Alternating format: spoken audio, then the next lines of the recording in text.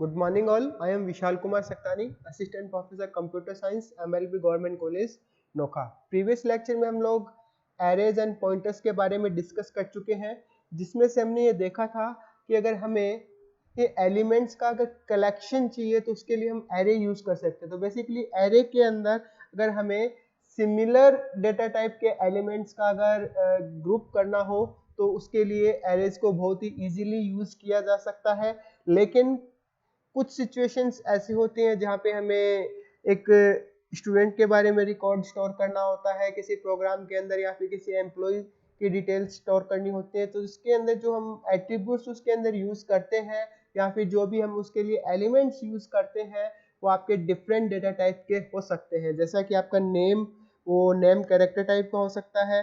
अगर उसकी सैलरी को अगर हम एम्प्लॉय की स्टोर करना चाहें तो सैलरी जो है वो आपके फ्लोट टाइप की हो सकती है। अगर हम उसके आईडी को स्टोर करना चाहें तो आईडी आपके इंटीजर टाइप की हो सकती है। तो इस टाइप से जो भी एम्प्लॉय के रिगार्डिंग अगर हम कुछ रिकॉर्ड को स्टोर करना चाहें, कुछ इंफॉर्मेशन को अगर स्टोर करना चाहें तो उसके अंदर डिफरेंट डेटा टाइप्स होने की वजह से एरे इस केस में यूज नहीं किए जा सकते। तो सी लैंग्वेज हमें एक और सिंपलर अप्रोच, एक अल्टरनेट प्रोवाइड करती है इसके लिए, जो कि है स्ट्रक्चर। तो आज के इस लेक्चर में हम लोग स्ट्रक्चर्स के बारे में डिस्कस करेंगे। तो आज के इस लेक्चर के लिए कंटेंट है इंट्रोडक्शन टू स्ट्रक्चर। स्ट्रक्चर को हम कैसे डिफाइन कर सकते हैं, स्ट्रक्चर के वेरिएबल्स को हम कैसे डिक्लेयर कर सकते हैं, मेंबर्स को हम कैसे इनिशियलाइज कर सकते हैं, कैसे एक्सेस कर सकते हैं, और एक प्रोग्राम की हेल्प से हम इसको फर्दर लर्न करेंगे। तो स्टार्ट करते हैं इंट्रोडक्शन टू स्ट्रक्चर। तो जैसा कि हमने अभी डिस्कस किया कि अगर हमें किसी सिचुएशन के अंदर किसी एम्प्लॉय या स्टूडेंट की इंफॉर्मेशन को स्टोर करना है जिसमें आपके जो भी एलिमेंट्स हैं वो डिफरेंट डेटा टाइप के हो सकते हैं,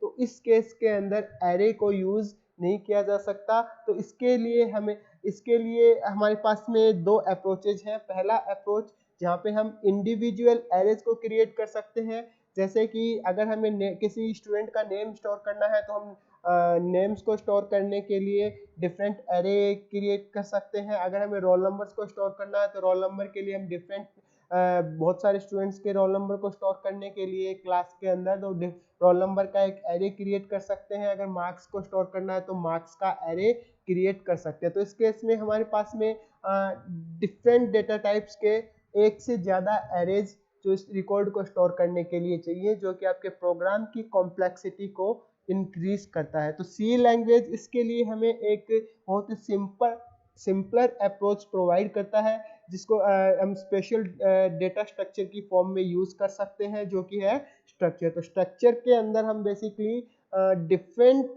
डिफरेंट डेटा टाइप्स के जो एलिमेंट्स हैं उनको ग्रुप करके और एक किसी भी एंटिटी, किसी भी स्टूडेंट या जैसे कि स्टूडेंट है, आपका एम्प्लॉय है, उसके रिगार्डिंग इंफॉर्मेशन को हम स्टोर कर सकते हैं। तो स्ट्रक्चर क्या है? स्ट्रक्चर अपने आप में एक सी लैंग्वेज के अंदर एक यूजर डिफाइंड डेटा टाइप है, जिसके अंदर हम जो भी आपके logically related data items different data type के हो सकते हैं, उनके कलेक्शन को हम स्टोर कर सकते हैं।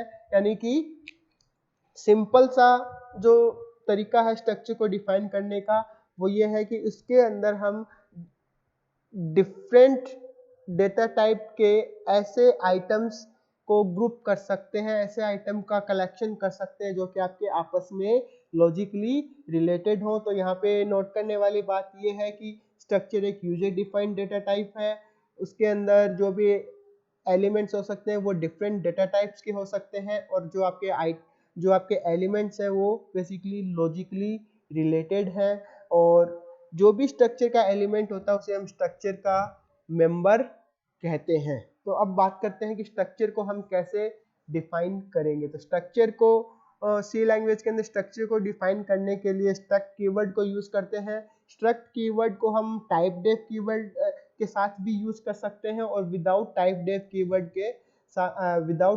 कीवर्ड के भी यूज कर सकते हैं। तो पहला जो सिंटैक्स है उसके अंदर हम स्ट्रक्ट कीवर्ड को, जो स्ट्रक्चर को डिफाइन करने के लिए यूज करेंगे without using typedef keyword, यानी कि हम इसमें टाइप डेफ कीवर्ड का यूज नहीं कर रहे हैं। तो इसका सिंपल सा जो सिंटैक्स है वो ये है स्ट्रक्ट कीवर्ड, उसके बाद में स्ट्रक्चर को जो भी हम नेम असाइन करना चाहते हैं, जिसे हम टैग या फिर स्ट्रक्चर टैग नेम या स्ट्रक्चर टैग भी कह सकते हैं। उसके बाद में जो जितने भी हमें उसके अंदर एलिमेंट्स चाहिए और उनका जो भी डेटा टाइप्स है वो हम 1 बाय 1 यहाँ पे मेंशन कर सकते हैं। जैसे कि डेटा टाइप तो member 1, data type member 2, data type member n, तो जितने भी मेंबर्स उनके जो भी आपके पॉसिबल डिफरेंट डेटा टाइप्स है वो यहाँ पे हम मेंशन कर सकते हैं। मेंबर का नेम यहाँ पे मेंशन कर सकते हैं और जो लास्ट में जो आपका क्लोजिंग ब्रेस और उसके बाद में सेमीकोलन। तो एग्जांपल के लिए अगर हमें एक एम्प्लॉय की इंफॉर्मेशन को स्टोर करने के लिए एक स्ट्रक्चर को डिफाइन करना है, जिसमें हम एम्प्लॉय के आईडी को स्टोर करना चाहते हैं, उसके नेम को स्टोर करना चाहते हैं और उसकी सैलरी को स्टोर करना चाहते हैं। तो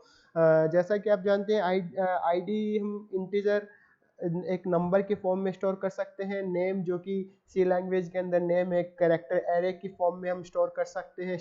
एक स्ट्रिंग होता है जिसे हम कैरेक्टर एरे की फॉर्म में स्टोर करेंगे।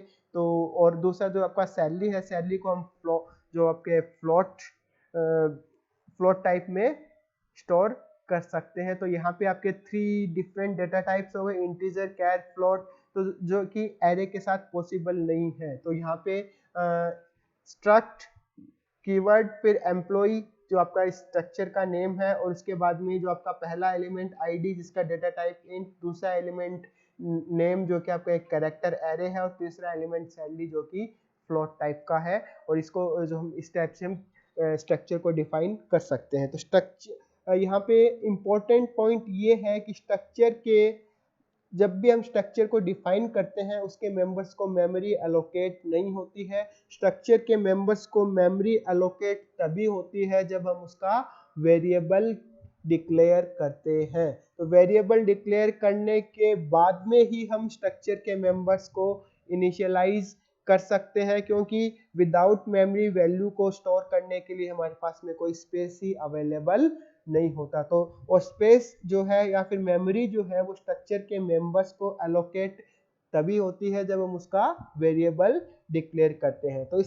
तो ये जो इस वजह से हम स्ट्रक्चर के मेंबर्स को जो भी जहाँ पे भी हम स्ट्रक्चर को डिफाइन करते हैं उस जगह पे उस प्लेस पे हम उसको इनिशियलाइज नहीं कर सकते। स्ट्रक्चर के मेंबर्स को जो इनिशियलाइजेशन है सिर्फ और सिर्फ वेरिएबल क्रिएट करने पर ही हो सकता है। इन जो हम स्ट्रक्चर के मेंबर्स को इनिशियलाइज करते हैं वो कंप्लीट एलिमेंट्स को एक साथ भी इनिशियलाइज कर सकते हैं या फिर इंडिविजुअल मेंबर्स को भी हम इनिशियलाइज कर सकते हैं। तो ये जो सिंटैक्स है इसको बात करते हैं, यहाँ पे आपका स्ट्रक्ट कीवर्ड, फिर एम्प्लॉय जो कि आपका स्ट्रक्चर का टैग नेम है, और आईडी, नेम एंड सैलरी जिसे हम स्ट्रक्चर के फील्ड्स या फिर मेंबर भी कह सकते हैं। तो जो दूसरा सिंटैक्स अगेन जो आपका with using typedef keyword, तो जब भी हम टाइप डेफ कीवर्ड का यूज करते हैं तो उसके लिए जो सिंटैक्स है वो सबसे पहले टाइप डेफ कीवर्ड, फिर स्ट्रक्ट कीवर्ड और उसके बाद में जो भी स्ट्रक्चर के एलिमेंट्स हैं डेटा टाइप और उसका जो एलिमेंट का नेम या फिर मेंबर का नेम यहाँ पे हम मेंशन करते हैं, और लास्ट में कर्ली ब्रेस क्लोज करने के बाद में जो स्ट्रक्चर का टैग नेम है वो मेंशन करते हैं। जैसा कि इस एग्जांपल में हमने किया था कि जो एम्प्लॉई जो नेम है वो आपका स्ट्रक्ट कीवर्ड के बाद में था, जबकि जब हम टाइप डेफ कीवर्ड के साथ इसको यूज करते हैं तो जो आपका स्ट्रक्चर का टैग नेम वो लास्ट में यहाँ पे मेंशन करते हैं। तो यहाँ पे हम देख सकते हैं कि जो आप एम्प्लॉय एक यहाँ पे स्ट्रक्चर है जिसके अंदर 3 मेंबर्स हैं, आईडी इंटीजर टाइप का, नेम कैरेक्टर एरे टाइप और जो सैलरी जो कि फ्लोट टाइप का है। और जो अगर इसके मेमोरी एलोकेशन की बात करें तो जब भी हम वेरिएबल डिक्लेयर करेंगे उसका मेमोरी एलोकेशन आपका कुछ इस तरह से होगा। इस डायग्राम के अंदर जो इंटीजर आईडी इंटीजर टाइप का है तो इंटीजर टाइप के वेरिएबल को स्टोर करने के लिए 4 बाइट मेमोरी स्पेस की रिक्वायरमेंट होगी। जो नेम यहाँ पे हमने 10 कैरेक्टर्स का जो एरे बनाया है नेम को, तो एक कैरेक्टर के लिए 1 बाइट यानी कि जो कैरेक्टर जो नेम है कैरेक्टर एरे उसको स्टोर करने के लिए 10 बाइट्स, और जो सैलरी जो कि फ्लोट टाइप का है उसको स्टोर करने के लिए 4 बाइट्स। जो टोटल मेमोरी एलोकेशन होगा इस जो एक अगर हम वेरिएबल क्रिएट करेंगे स्ट्रक्चर का इस एम्प्लॉय स्ट्रक्चर का तो वो होगा आपका 18 बाइट्स, जो कि इंटीजर के लिए 4 बाइट, कैरेक्टर के लिए 1 बाइट और फ्लोट के लिए 4 बाइट। तो यहाँ पे 4 बाइट एक इंटीजर आईडी के लिए, 10 बाइट आपका नेम के लिए और जो 4 बाइट आपका सैलरी के लिए, और टोटल जो मेमोरी एलोकेशन होगा 18 बाइट्स। तो उसके बाद बात करते हैं स्ट्रक्चर के वेरिएबल को हम कैसे डिक्लेयर कर सकते हैं। तो स्ट्रक्चर के वेरिएबल को हम 3 तरह से डिक्लेयर कर सकते हैं। पहला है at the place of definition या फिर at the time of definition, जब भी हम स्ट्रक्चर को डिफाइन करते हैं उस टाइम उसका वेरिएबल डिक्लेयर कर सकते हैं। दूसरा, डिफाइन करने के बाद में मैन फंक्शन से पहले या मैन फंक्शन के अंदर हम स्ट्रक्ट कीवर्ड को यूज करके उसका वेरिएबल डिक्लेयर कर सकते हैं। और तीसरा, जो विदाउट यूजिंग स्ट्रक्ट कीवर्ड हम मैन फंक्शन से पहले और वेरिएबल और जो स्ट्रक्चर को डिफाइन करने के बाद या फिर मैन फंक्शन के अंदर उसके वेरिएबल को डिक्लेयर कर सकते हैं। तो जब भी हम डिफाइन करते हैं उस टाइम वेरिएबल जो भी डिक्लेयर करेंगे उसका सिंपल सा सिंटैक्स, जो भी स्ट्रक्चर जो भी नेम है, डेटा टाइप, मेंबर वन, जो भी हम स्ट्रक्चर को डिफाइन करने का सिंटैक्स है, और लास्ट में कर्ली ब्रेस के बाद में सेमीकोलन से पहले जितने भी वेरिएबल हमें डिक्लेयर करने हैं वो हम यहाँ पे मेंशन कर सकते हैं। तो यहाँ पे जैसा भी सिंटैक्स हम ऑलरेडी डिस्कस कर चुके हैं, यहाँ तक जो कर्ली ब्रेस तक हमने डिस्कस किया था, ये स्ट्रक्चर को डिफाइन करेगा। उसके बाद में हमने यहाँ पे एक वेरिएबल डिक्लेयर किया है E1, जो कि यहाँ पे हम ये कह सकते हैं कि जो E1 वेरिएबल है वो हमने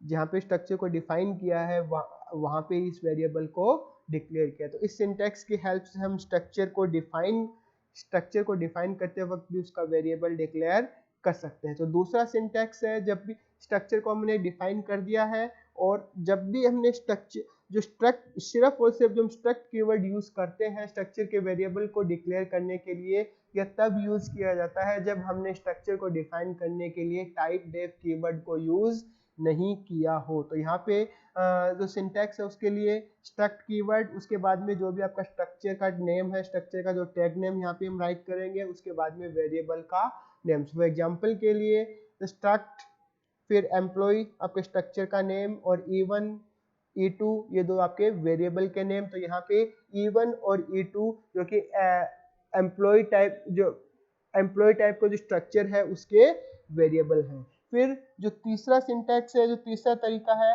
वो कहता है कि वेरिएबल जो डिक्लेयर कर सकते हैं हम विदाउट यूजिंग स्ट्रक्ट कीवर्ड भी कर सकते हैं, लेकिन यह तभी पॉसिबल है जब हमने स्ट्रक्चर को टाइप डेफ कीवर्ड को यूज करते हुए डिफाइन किया। तो बेसिकली यहाँ पे जो टाइप डेफ कीवर्ड जो है वो कंपाइलर को ये बताता है कि जो भी हमने स्ट्रक्चर का टैग नेम यहाँ पे मेंशन किया था डिफाइन करते वक्त, तो इस जो यहाँ पे जो एम्प्लॉई नाम से या फिर जो भी हम स्ट्रक्चर का नेम यहाँ पे मेंशन करेंगे उस नाम से एक स्ट्रक्चर डेटा टाइप एग्जिस्ट करता है। तो जब भी हम टाइप डेफ कीवर्ड को यूज करके स्ट्रक्चर को डिफाइन करते हैं तो वेरिएबल क्रिएट करते वक्त हमें उस टाइम स्ट्रक्ट कीवर्ड की जरूरत नहीं पड़ती। हम simply without using struct keyword यहाँ पे वेरिएबल को डिक्लेयर कर सकते हैं। अगर हम यहाँ पे स्ट्रक्ट कीवर्ड यहाँ पे भी यूज करते हैं तो भी कोई कंपाइलेशन एरर यहाँ पे जनरेट नहीं होगा।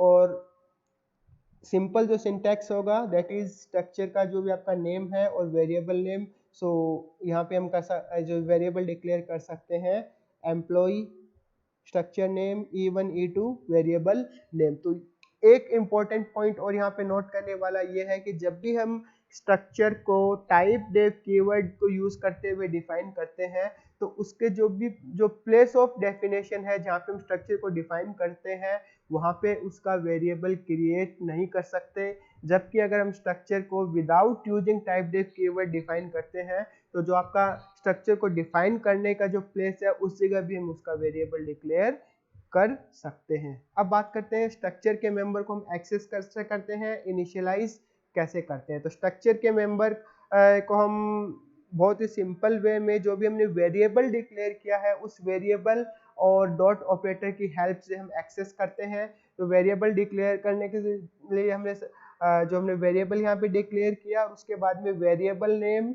डॉट ऑपरेटर और उसके बाद में मेंबर नेम। जैसे कि अगर हमें यहाँ पे एम्प्लॉय E1 E2 दो स्ट्रक्चर के वेरिएबल हैं और एम्प्लॉय E2 की सैलरी को हमें सैलरी जो आपका मेंबर है उसको एक्सेस करना है तो हम सिंपली राइट कर सकते हैं E2 डॉट सैलरी, जो कि एम्प्लॉय 2 है उसके सैलरी को एक्सेस करेगा। उसके बाद बात करते हैं स्ट्रक्चर के मेंबर को इनिशियलाइज कैसे करते हैं। तो इनिशियलाइज करने के लिए जैसा हम एरे के केस में करते हैं इनिशियलाइजेशन, एरे के केस में जब भी हम वेरिएबल डिक्लेयर करते हैं उस टाइम हम एक लिस्ट ऑफ वैल्यू स्पेसिफाई कर सकते हैं, और लिस्ट ऑफ वैल्यू जो भी स्पेसिफाई करेंगे उससे आपके एरे के एलिमेंट इनिशियलाइज हो जाते हैं। उसी सेम वे में उसी तरीके से हम स्ट्रक्चर के वेरिएबल को भी इनिशियलाइज कर सकते हैं। तो आपका यहाँ पे ये जो आपका स्ट्रक्चर के वेरिएबल क्रिएट करने का सिंटैक्स, और उसके बाद में जो आपका कर्ली ब्रेस के अंदर कॉमा सेपरेटेड इनिशियल वैल्यू। तो जैसे कि यहाँ पे अगर हमें एम्प्लॉय E1 उसके मेंबर्स को इनिशियलाइज करना है, यहाँ पे हम राइट कर सकते हैं तो फर्स्ट जो आपका वैल्यू, फर्स्ट जो एलिमेंट है वो है आपका आईडी इंटीजर टाइप का, जो यहाँ पे मेंशन कर सकते हैं। फिर सेकंड एलिमेंट जो है वो है उसका नेम, जो कि हम यहाँ पे डबल कोट्स के अंदर मेंशन कर सकते हैं। और जो आपका थर्ड एलिमेंट जो कि फ्लोट टाइप का सैलरी है वो हम यहाँ पे मेंशन कर सकते हैं विदाउट डबल कोट्स। तो यहाँ पे नोट करने वाली बात ये है कि जब भी हम इनिशियल वैल्यू प्रोवाइड करते हैं वो इनिशियल वैल्यूज का जो ऑर्डर यहाँ पे बहुत ही इंपॉर्टेंट है। तो ऑर्डर का हमें यहाँ ध्यान रखना है, क्योंकि और जो आपके एलिमेंट्स हैं वो एलिमेंट्स आपके डिफरेंट डेटा टाइप के हो सकते हैं। तो अगर यहाँ पे अगर हम यहाँ पे नेम को पहले मेंशन करें और जो आपका ID 105 है उसको बाद में मेंशन करें, तो क्योंकि पहला मेंबर यहाँ पे इंटीजर टाइप का आईडी है, तो इंटीजर टाइप के वेरिएबल के अंदर हम एक स्ट्रिंग को स्टोर नहीं कर सकते। तो इसलिए यहाँ पे ऑर्डर जो है वो ऑर्डर मेंशन करना जरूरी होता है। ऑर्डर जो है वो बहुत ही इंपॉर्टेंट है। दूसरा, हम इंडिविजुअल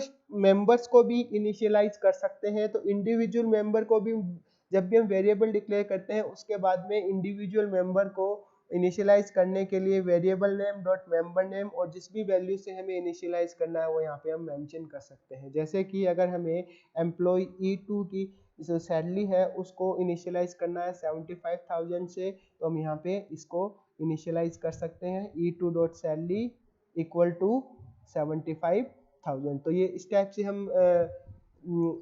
इस टाइप से हम स्ट्रक्चर के वेरिएबल्स को इनिशियलाइज कर सकते हैं। अगर हम यहाँ पे ऑर्डर को ध्यान में नहीं रखते हैं तो उसके लिए हमें एक्सप्लिसिटली यहाँ पे बताना होगा कि हम किस एलिमेंट के लिए वैल्यू यहाँ पे प्रोवाइड कर रहे हैं। तो ये यहाँ पे या तो हम ऑर्डर को ध्यान में रखें या फिर यहाँ पे एक्सप्लिसिटली ये बताएं कि इस पर्टिकुलर एलिमेंट के लिए हम ये इनिशियल वैल्यू यहाँ पे प्रोवाइड कर रहे हैं, यहाँ पे इनिशियल वैल्यू यहाँ पे स्टोर कर रहे हैं। तो इस टाइप से डॉट ऑपरेटर को यूज करके हम मेंबर्स को एक्सेस कर सकते हैं, और एरे के एलिमेंट्स को जैसे हम डिक्लेयर करते वक्त इनिशियलाइज करते हैं उसी टाइप से हम स्ट्रक्चर के एलिमेंट्स को भी, स्ट्रक्चर के मेंबर्स को भी इनिशियलाइज कर सकते हैं। अब बात करते हैं कि एक सिंपल से प्रोग्राम की जिसमें हम स्ट्रक्चर के वेरिएबल को डिक्लेयर करेंगे और स्ट्रक्चर के वेरिएबल डिक्लेयर करने के बाद में उसकी जो वैल्यूज हैं उनको स्टोर करके हम उसको एक्सेस करेंगे। तो यहाँ पे एक एम्प्लॉय स्ट्रक्चर हम डिफाइन किया है, इसके अंदर 3 एलिमेंट्स हैं, 3 मेंबर हैं। पहला है आईडी इंटीजर टाइप का, दूसरा है नेम कैरेक्टर टाइप का 50 कैरेक्टर उसकी साइज है, और तीसरा है आपका सैलरी जो कि फ्लोट टाइप का। और यहाँ पे E1 और E2 दो वेरिएबल हमने उस एम्प्लॉय स्ट्रक्चर के डिक्लेयर किए हैं। उसके बाद में मैन फंक्शन, और मैन फंक्शन के अंदर यहाँ पे हमने जितने भी जो भी आपके मेंबर्स हैं, जो भी E1 के जो 3 मेंबर्स आईडी नेम सैलरी, उनके लिए मेमोरी एलोकेशन करेंगे। सो E1 डॉट ID 101 strcpy जो फंक्शन है स्ट्रिंग कॉपी के लिए, तो नेम के अंदर हमने यहाँ पे जेम्स कॉपी किया, और उसके बाद में जो सैलरी के अंदर यहाँ पे 1 लाख। तो इसके बाद में जो आपका सेकंड एम्प्लॉय के लिए इस E2 डॉट ID, तो क्योंकि सेकंड जो आपका वेरिएबल है वो E2 डॉट ID में 102, उसके अंदर नेम के अंदर कॉपी किया बॉन्ड, एंड जो आपका सैलरी है उसके अंदर कॉपी किया 1,25,000। तो उसके बाद में हम एम्प्लॉइज जो भी हमने अगर वैल्यू जो यहाँ पे स्टोर कर दी 1 by 1, जैसा कि आप यहाँ पे देख सकते हैं कि इंडिविजुअल मेंबर को यहाँ पे हमने इनिशियलाइज किया है वेरिएबल डिक्लेरेशन के बाद में, और उसके बाद में हम उन वैल्यूज को प्रिंट भी कर सकते हैं प्रिंटफ फंक्शन की हेल्प से। तो एम्प्लॉय 1 के लिए जो आपका आईडी जो आपका A1 डॉट ID इसके अंदर स्टोर होगा, ऐसे एक्सेस कर सकते हैं, नेम E1 डॉट नेम से एक्सेस होगा। और इसी टाइप से हम सेकंड एम्प्लॉय के लिए भी वैल्यूज़ को एक्सेस कर सकते हैं, ID E2 dot ID, salary अगर एक्सेस करना हो तो E2 डॉट सैलरी। तो आउटपुट में हम देख सकते हैं एम्प्लॉय 1 ID 101 जो कि हमने यहाँ पे स्टोर करवाया था, एम्प्लॉय 1 नेम जेम्स जो कि हमने यहाँ पे जेम्स स्टोर करवाया था, एम्प्लॉय 1 सैलरी जो कि हमने यहाँ पे 1 लाख स्टोर करवाया था। इसी टाइप से एम्प्लॉय 2 की डिटेल्स ID 102, उसके बाद में नेम बॉन्ड, उसके बाद में सैलरी 1,25,000 जो कि हम यहाँ पे आउटपुट के अंदर देख सकते हैं। तो यहाँ पे हम लोगों ने देखा कि जब भी हम स्ट्रक्चर को डिफाइन करते हैं उसके अंदर और डिफाइन करने के बाद में जब भी वेरिएबल डिक्लेयर करते हैं तो जितने भी वेरिएबल हम डिक्लेयर करें किसी स्ट्रक्चर के, जो प्रत्येक जो वेरिएबल है उस प्रत्येक वेरिएबल के अंदर जो मेमोरी एलोकेशन होगा वो जितने भी स्ट्रक्चर के मेंबर्स हैं उन स्ट्रक्चर के मेंबर्स को इंडिविजुअल मेमोरी एलोकेशन होगा। तो जैसे कि हमने यहाँ पे दो वेरिएबल डिक्लेयर किए E1 एंड E2, तो E1 के लिए भी ID नेम और सैलरी तीन मेंबर्स के लिए मेमोरी एलोकेशन होगा और E2 के लिए भी ID नेम और सैलरी इसके तीन मेंबर्स को मेमोरी एलोकेशन होगा जो कि आपका डिफरेंट होगा। तो यहाँ पे 4 बाइट का ID के लिए, 50 बाइट नेम के लिए और 4 बाइट सैलरी के लिए, तो टोटल 58 बाइट जो आपका मेमोरी एलोकेशन एक E1 को होगा और 58 बाइट ही मेमोरी एलोकेशन E2 को होगा। तो आज के इस लेक्चर में हम लोगों ने डिस्कस किया स्ट्रक्चर क्या होता है, सी लैंग्वेज के अंदर हम स्ट्रक्चर को कैसे डिफाइन कर सकते हैं, कैसे हम स्ट्रक्चर के वेरिएबल्स को डिक्लेयर कर सकते हैं, स्ट्रक्चर के वेरिएबल्स को मेमोरी एलोकेशन कैसे होता है, स्ट्रक्चर के मेंबर्स को हम कैसे एक्सेस कर सकते हैं और कैसे इनिशियलाइज कर सकते हैं। तो नेक्स्ट लेक्चर के अंदर हम लोग डिस्कस करेंगे array with in A structure, array of structure, structure with in A structure. Thank you.